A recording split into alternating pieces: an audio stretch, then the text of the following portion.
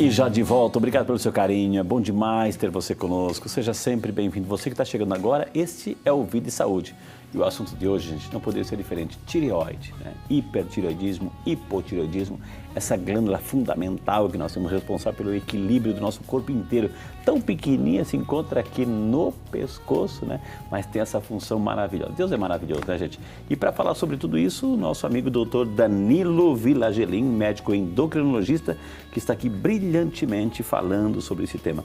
Doutor, eu terminei com a pergunta, o bloco passado com a pergunta da dona Marlene da Silva Pinto, de Carlos Barbosa, Rio Grande do Sul. Obrigado, dona Marlene. Ela falou assim, Frei, a minha tireoide estava com 4, depois foi para o 7, uma leitura certamente, né? 4, 7, depois foi para 11, né? Que problema, qual é o problema que tem aí, né? Pergunta ela, a dona Marlene, doutor. Dona Marlene, boa noite. Provavelmente o que ela está se referindo é o exame de TSH, é o principal exame que a gente vai ver a respeito da disfunção tiroidiana. Toda vez que esse TSH está aumentado, ele está acima do valor de referência, quer dizer que está faltando hormônio. Existe um estímulo a mais sobre a tireoide, só que ela não está conseguindo produzir. Então, provavelmente ela está dando hipotireoidismo mais leve e está aumentando a gravidade desse hipotireoidismo. O fato de ter hipo faltando, hiper sobrando, o corpo, ele automaticamente, ele se equilibra sozinho ou eu preciso sempre de um ajuste, de um medicamento aí para compensar esse equilíbrio? Infelizmente, o corpo não se ajusta sozinho. Ele vai até o certo limite, depois a gente precisa entrar com medicamento. E é por isso que a gente tem a manifestação quadro clínico do hipotireoidismo e o quadro clínico do hipertireoidismo. Ele vai variar conforme a gravidade da falta do hormônio tireoidiano ou do excesso de hormônio tireoidiano. Doutor Danilo, a gente viu aqui que o senhor, né, a matéria o senhor é muito mais comum na mulher por causa dessa carga hormonal, etc. Uma pessoa que está grávida, uma gestante, está esperando seu nenenzinho, enfim, ela também tem que fazer um acompanhamento na sua tireoide, por quê? Frei, eu acho que talvez seja uma das perguntas mais importantes que o senhor fez essa noite até agora. Durante a gestação, a tireoide exerce uma função primordial. Primeiro porque o neném, o recém-nascido, a criança intraútero, ela só vai formar a tireoide entre a 13ª e a 14ª semana de vida. Isso dá mais ou menos o 3º mês. Entendi. Até lá ela depende do hormônio materno. Então, se tiver pouco hormônio materno, vai passar pouco hormônio materno para a criança. E se tiver excesso de hormônio materno tireoidiano, vai passar esse excesso para a criança. Então, a criança pode sofrer essas circunstâncias, tanto da falta como do excesso. Então, a mãe tem que fazer esse acompanhamento? Sim, existe o exame do TSH é indicado de fazer na gestação quando tem alguns fatores de risco para a doença tireoidiana, um antecedente familiar, apresenta algum quadro clínico, já teve alguma cirurgia de tireoide, tem que fazer o TSH. Então, se tiver alguma descompensação ali na tireoide da gestante, ela tem que tratar para poder passar para o neném aí, doutor? Sim, o ideal, se a gente pudesse voltar, seria antes de engravidar, fazer o diagnóstico, já tratar adequadamente para ter uma gestação tranquila. Mas quanto antes for feito o diagnóstico, melhor para a gestante, melhor para a criança. Ok, ela está pensando já na família, doutor, está pensando em engravidar, já está no planejamento do casal, enfim, então vai passar num ginecologista. O ginecologista, ele vai pedir um exame de tireoide também, doutor? Poderia pedir, sim. O exame do TSH é simples, é um exame de sangue. Quando vai fazer essa triagem para engravidar, vai fazer os exames pré-nupciais, poderia realizar o TSH sem problema nenhum. Então, é importante assim, tá pensando na família, tá esperando o seu nenenzinho, tá no início, vai fazer um acompanhamento que é fundamental. Vamos às ruas, o povo tem voz, o povo tem vez, o povo pergunta aqui no Vida e Saúde.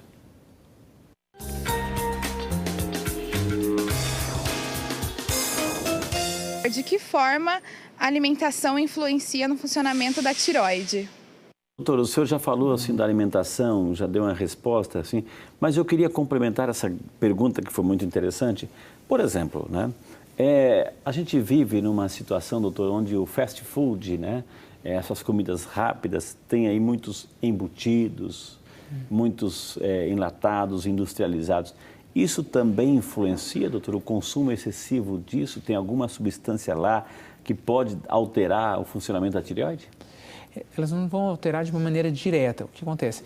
E todo esse estilo de vida sedentário, esse aumento dos embutidos, pode levar a algumas situações que deflagra a doença autoimune. Você já nasce com uma predisposição e esses seriam os fatores ambientais para deflagrar essa doença autoimune que atacaria a tireoide e daria consequências do hiper ou do hipofuncionamento. Entendi.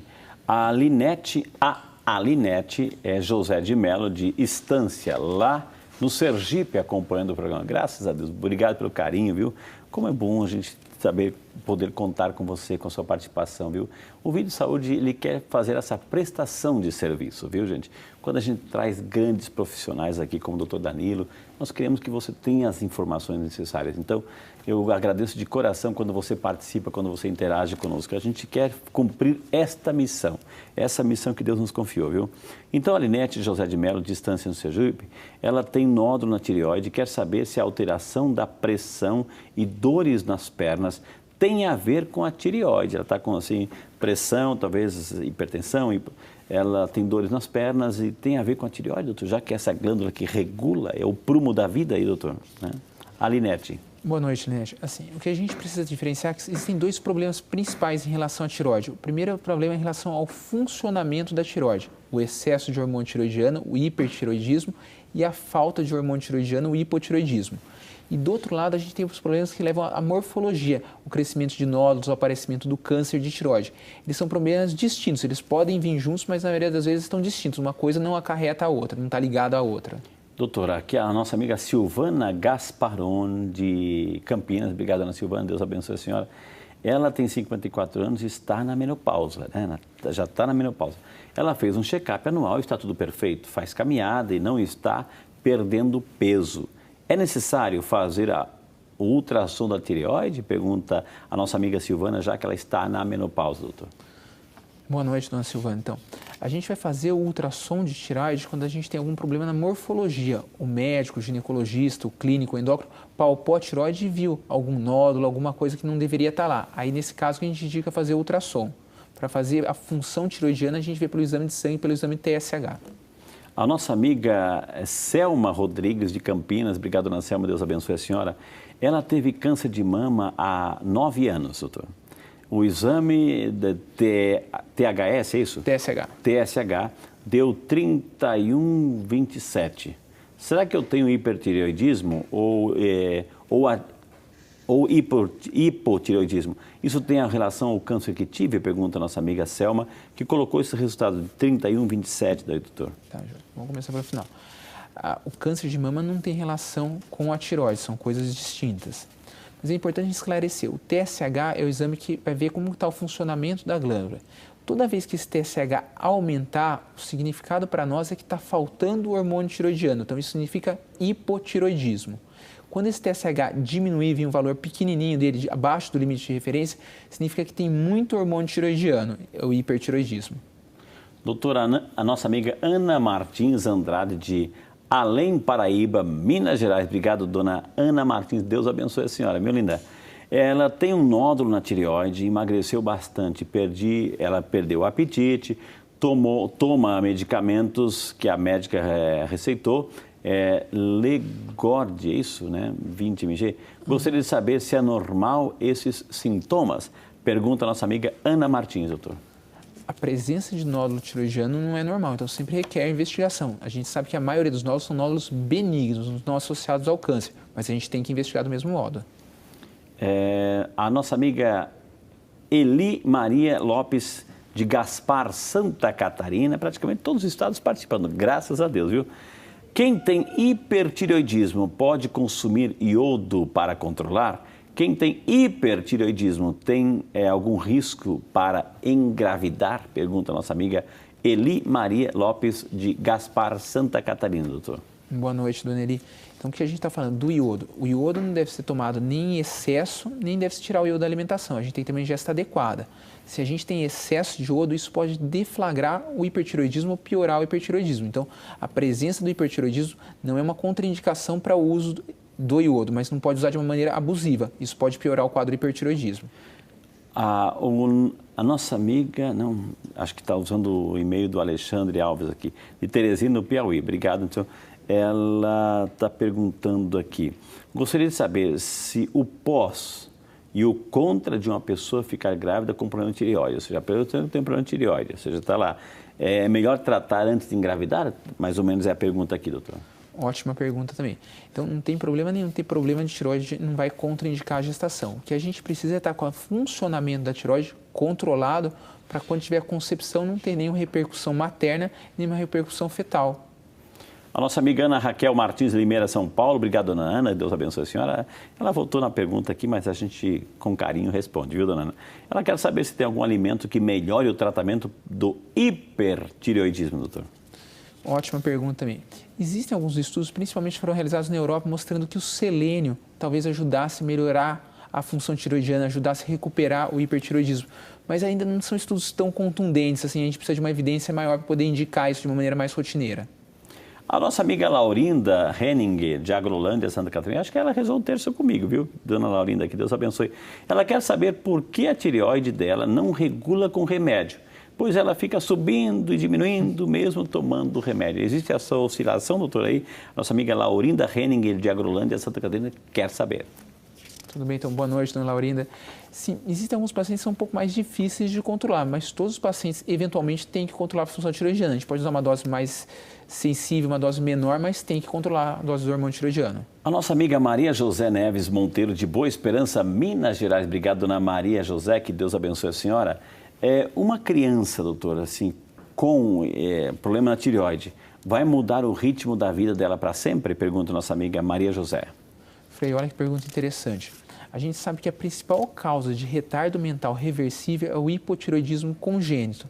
Então, se a gente diagnosticar no começo, a gente trata, a gente evita o déficit cognitivo dessa criança. E como a gente faz isso? Através do teste de pezinho. Então, o teste de pezinho, aquela gotinha lá, vão dosar o TSH e vai ver se a criança tem alguma disfunção ou não. Se apresentar alguma disfunção, quanto antes a gente entrar com o tratamento, menor vai ser a repercussão dessa criança na vida adulta.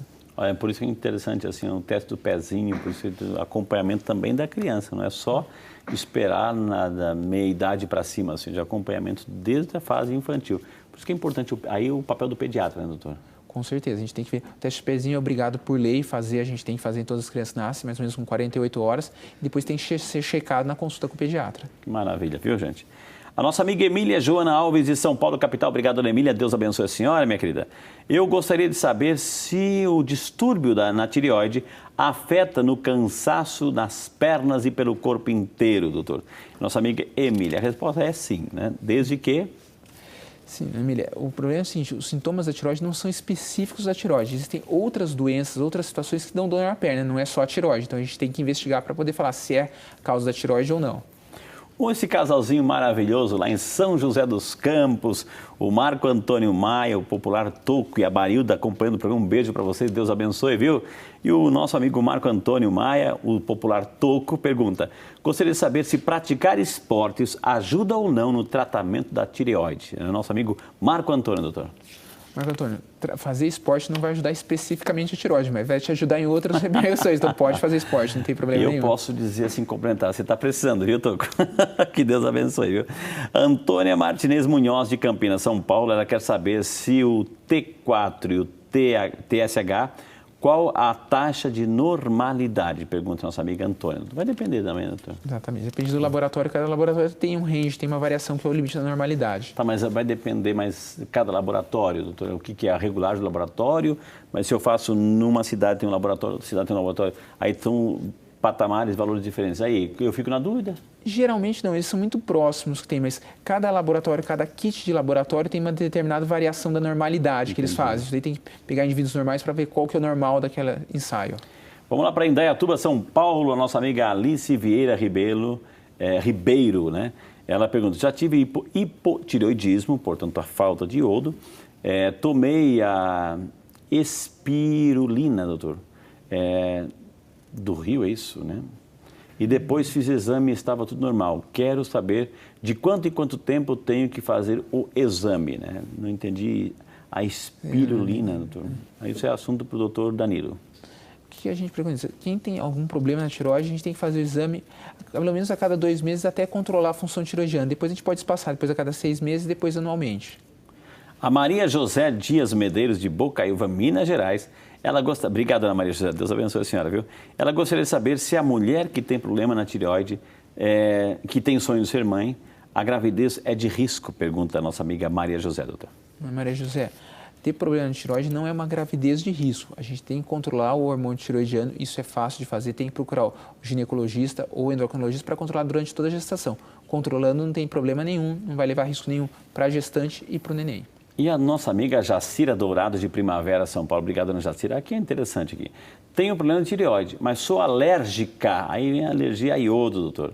Então, dependendo do exame, não posso fazer nesse caso. O que devo fazer se eu tenho alergia a iodo? E aí, se o tratamento é a base de iodo? Nossa amiga Jacira, doutor. Dona Jacira, o hormônio tiroidiano ele não contém iodo, pode tomar ele, não tem problema nenhum. Ele não tem, a levotiroxina pode tomar, não vai dar alergia, não tem relação com o iodo que a senhora tem alergia.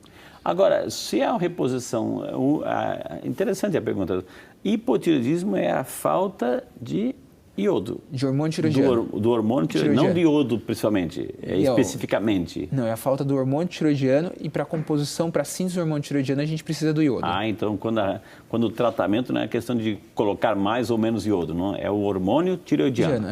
A glândula tiroide pega o iodo que está na circulação e ele é matéria-prima para a síntese do hormônio tiroidiano, o T4 e o T3. Interessante, olha. A Nilva Maria Siqueira de Maria da Fé, Minas Gerais. Deus abençoe, dona Nilva. Tenho tireoide, quero saber se a couve prejudica e quais são os legumes que posso comer para controlar. Acho que não tem restrição, né, doutor? Não vai ter. A Nilva de Maria da Fé, Minas Gerais. Não tem restrição, pode ficar tranquila. Ou seja, acho que está a questão assim de couve, folhas verdes, assim, a questão do ferro, etc. Não, pode ficar tranquila. Tendo uma alimentação balanceada, equilibrada, saudável. Não vai alterar, não, pode ficar tranquila. É melhor evitar, doutor, assim, essas frituras todas, esses açúcares, assim. E tireoide e diabetes, qual é a relação aí, doutor? Me veio agora. Então, se existe alguma relação entre a tireoide e o diabetes. Diabetes. A pessoa que é diabética, enfim. Se a gente tiver algum problema na função tiroidiana, se tiver pouco hormônio tiroidiano ou tiver aumento do hormônio tiroidiano, ao longo do tempo, se for tratado, você pode aumentar a incidência de diabetes. Entendi. Desde um tratamento. Se estiver tratando, não tem problema nenhum. Doutor, eu vou chamar, mas agora vai entrar o diretor, né? Isso, então, gente, nós vamos chamar intervalo, né? No intervalo, você não vai sair daí, porque vamos ter, assim, em rede nacional, um pronunciamento do nosso presidente. Então, você fica aí, acompanhe e depois a gente volta. Segura aí, é importante que você ficar conosco, porque ainda temos muita pergunta, muitas participações, muitas leituras aqui, muitas perguntas interessantes assim. E é claro, a gente continua aqui com o Vídeo Saúde, mas é importante porque a gente também tem como emissora, como de rádio e televisão, a gente tem que entrar também nessa dinâmica dos pronunciamentos oficiais e nacionais. Então a gente volta rapidinho para você, viu? Então não sai daí, o Vídeo Saúde volta agora para você, depois desse pronunciamento.